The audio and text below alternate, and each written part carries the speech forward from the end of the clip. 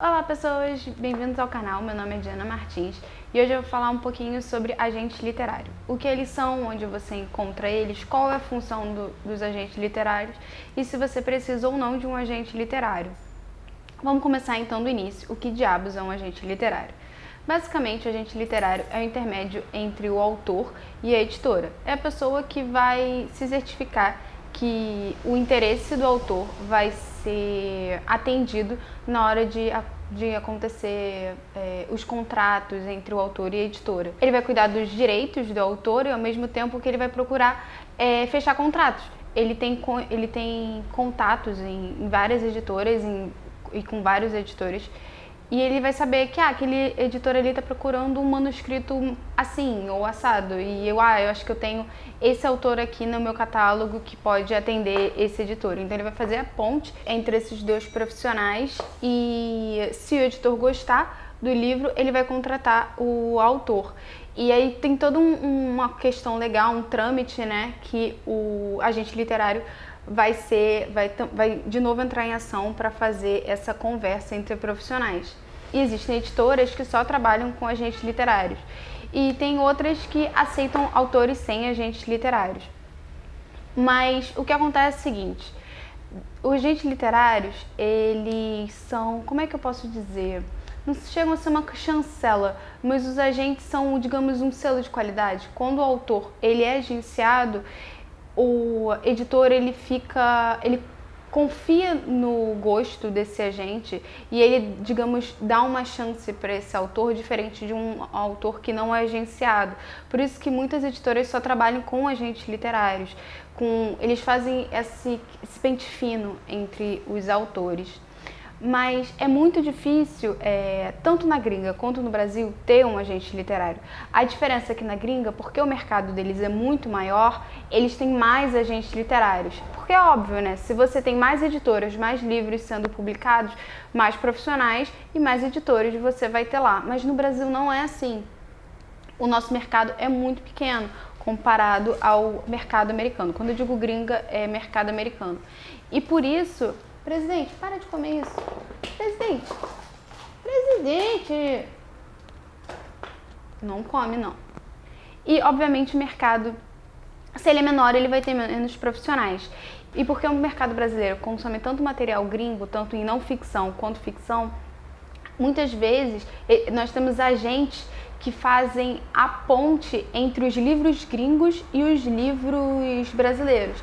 Tem uma agência famosa aqui, eu acho que é Riff, se eu não me engano, ela meio que separa uns livros assim e dá como opções para algumas editoras, sabe? Então é muito comum ter esses agentes que representam agentes de pessoas gringas, é coisa super comum. Ao mesmo tempo que existem agências que só trabalham com gente brasileira, tanto de ficção ou não ficção, e depende de qualquer gênero. Tem agências que não se especializam só em um gênero, sabe? Ou só um tipo de público. Eles têm diversos autores, porque existem diversos agentes dentro dessa agência. Então, por exemplo, a autoria tem André Bianco e Bruna Vieira. Se você pensar, os dois são enormes, mas eles não conversam em gênero um com o outro. Mas tudo bem, porque eu não tenho certeza, eu não pesquisei, mas muito provavelmente são diferentes representantes, diferentes agentes que estão cuidando dessas duas pessoas. Ao mesmo tempo que tem agências que são super especializadas. Se eu não me engano, a Meg, eu não sei como é que se escreve direito isso, é só em ficção, material de ficção, né? E é só terror e fantasia, eu acho que são só esses dois gêneros, posso estar errada. Mas você vê que as agências, elas podem se especializar ou podem ser um grande guarda-chuva. E quando o autor vai procurar essas agências, ele precisa saber quem ele está conversando, quem ele está procurando. E ao mesmo tempo que lá na gringa, nos Estados Unidos, o processo de encontrar um agente literário é uma coisa muito mais comum. Eu não diria comum, mas como existe muita gente envolvida, parece ser uma coisa um pouco mais fácil, uma máquina com mais óleo e funciona de uma forma com mais tranquilidade do que a forma que acontece no Brasil. Porque a forma, falando teoricamente, é a mesma. São agentes que algumas vezes ao ano, ou todo ano, ou às vezes um espaço maior de um ano, abre opções para os autores entrarem em contato com eles mandando os seus livros. Ele fala, gente, a gente está aberto para submissão, envia manuscrito para cá. Mas porque o Brasil tem poucos agentes, isso acontece poucas vezes. E aí quando você olha no mercado da gringa, sempre tem alguém aberto com questão de submissão. Então fica mais fácil, parece que é mais fácil para eles. Não só parece, eu acho que é mais fácil para eles a encontrarem agenciamento do que no Brasil. Então, basicamente, se você está procurando um agente, você tem que saber quais são as agências e saber qual é o estilo delas e ficar de olho no Instagram, nas redes sociais, para quando elas vão abrir a porta para submissão. Porque, como eu falei, nem sempre elas estão abertas. Muitas vezes elas estão fechadas e elas só abrem por um período curto de tempo. Então, você tem que procurar a forma melhor que funciona para você. A verdade é o seguinte, ter um agente é ótimo, mas ao mesmo tempo não é, digamos assim, o fim do mundo se você não tiver. Você pode começar, você pode se autopublicar de outras maneiras e tá tudo bem, sabe? Agora, se você está procurando uma agência, tem algumas coisas que também tem que saber. O agente, ele ganha dinheiro só quando você, autor, ganha dinheiro. Ele não pede um salário ou uma comissão antecipada, digamos assim. Ele só vai ganhar cerca de 15 ou 20%, e vocês têm que discutir isso na hora de fechar contrato, né? Sobre quando você for fechar um contrato com uma editora. Então, se alguém chegar e pedir dinheiro para você antes, para ver se você arranjar um contato, isso não é real, isso é uma coisa totalmente errada e provavelmente é golpe. Não queria falar nada não, mas muito provavelmente é golpe. Então tem cuidado com quem você for falar. E outra coisa importante para vocês saberem é que agentes são pessoas. Isso pode parecer idiota de se falar, mas é verdade. Às vezes eles são provavelmente pessoas super ocupadas, eles querem ser tratados de forma, obviamente, educada, com respeito ao tempo deles.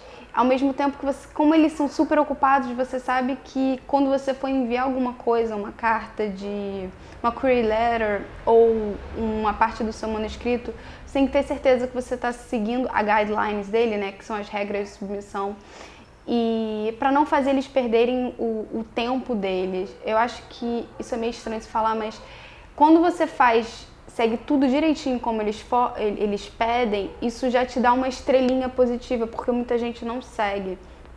Então é uma questão de tentar fazer tudo certinho, porque como essas oportunidades elas não vêm sempre, você tem que garantir que você não vai ser aquela pessoa chata que vai fazer as mesmas perguntas milhares de vezes ou não vai seguir instruções básicas. Então basicamente seja muito educado, siga direitinho as instruções e espera, porque como eles são, como eu disse, seres humanos, o processo pode ser bastante demorado.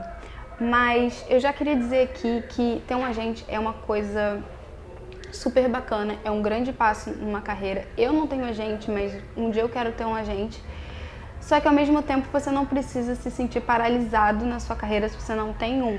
Muitas vezes, muitos agentes falam que você não vai ser descoberto. Você precisa basicamente começar a lançar material para as pessoas saberem qual é você. Para na hora de um agente investir em você, eles saberem que é uma coisa um pouco acertada. Eles sabem que você é um bom profissional e que tem um material legal, sabe?